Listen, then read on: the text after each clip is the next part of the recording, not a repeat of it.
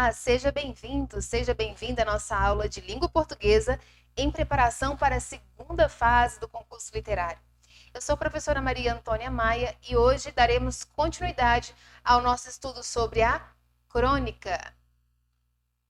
Bem, o nosso objetivo hoje é muito simples. Nós estamos na nossa última aula do nosso concurso literário. E nós precisamos, então, saber quais serão os próximos passos para que nós possamos, então, divulgar o nosso texto, né? Na aula passada, nós vimos a forma de produzir o rascunho da crônica. E agora você vai ter a oportunidade nessa semana de ler novamente o seu texto e de encaixá-lo conforme as características de uma crônica. Então vamos lá, hein? Você precisa então, primeiramente, saber se você está dentro do tema da sua categoria. E como você produziu uma crônica, você precisa então saber: você partiu de um assunto atual? Você foi lá no jornal, na revista, viu qual foi a reportagem da semana e você se inspirou nessa realidade para produzir o seu texto? Então, esse é um ponto importante para a sua crônica, tá bom? Segundo passo é: a sua história tem início, meio e fim? Então, você que produziu o seu rascunho aí, a sua história ela tem início, tem meio e tem fim? De repente você pode falar assim: ah, mas eu produzi uma crônica com base em diálogos, usando discurso direto, discurso indireto, o discurso indireto livre. Bom, então nesse caso você tem que saber se, mesmo assim, o seu texto tem ideia de início, de meio e de fim, tá bom? Também nós precisamos saber se o seu texto ele tem um conflito, né? Uma crônica que não tenha um conflito, não tenha um ponto interessante, né? Para ser solucionado, pode ser uma crônica monótona, cansativa, sem motivação para o leitor, né? Então, a sua crônica tem um conflito? Se tiver, você fez uma excelente crônica, hein? Bom, e você pode também, na conclusão, né, do seu texto, perceber se você deu a solução desse conflito ou não. Né? Vai ficar a seu critério, você tem toda a liberdade de fazer isso.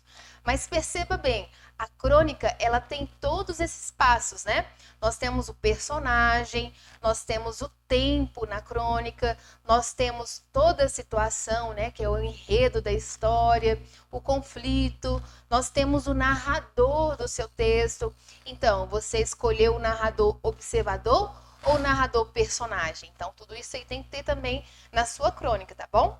Após formular o seu rascunho, que foi proposto na aula passada, então hoje nós temos as orientações para você fazer a revisão. E como é que você pode fazer a revisão da sua crônica?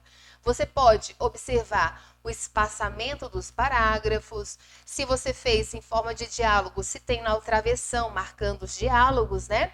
Você pode observar as palavras. Será que elas foram grafadas corretamente? Será que você escreveu cada palavra corretamente? Então, esse é um ponto importante. Além da ortografia, nós temos que observar o quê? A pontuação.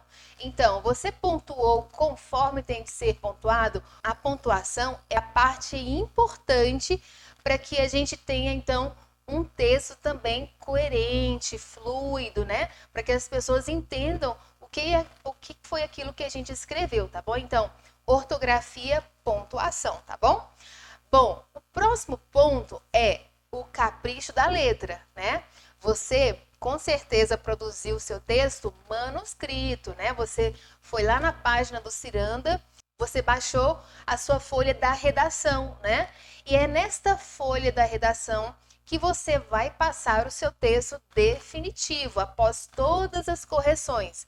E quando você passar para a folha definitiva, você tem que caprichar na sua letra, evitando rasuras, evitando os erros que já foram corrigidos lá no rascunho, tá bom? Então, o seu texto tem que ser o melhor, porque você, com ele, vai participar da segunda fase do concurso literário, não é verdade?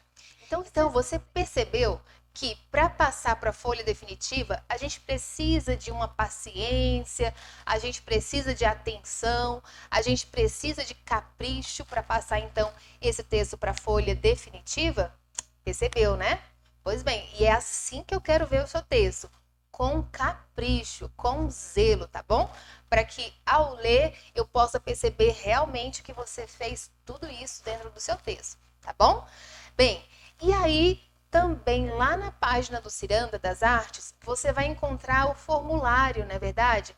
Para preencher. Então, o seu texto ele tem que estar na folha apropriada e os seus dados têm de estar preenchidos corretamente naquela folha, para que ao ganhar o concurso literário, nós possamos identificar você, entrar em contato com você e mostrar qual vai ser a sua premiação, tá bom? Então não se esqueça de preencher corretamente. Se você tiver alguma dúvida, você pode entrar em contato com o seu professor, com a sua professora, ou pedir ajuda também na sua casa para os seus familiares, tá bom?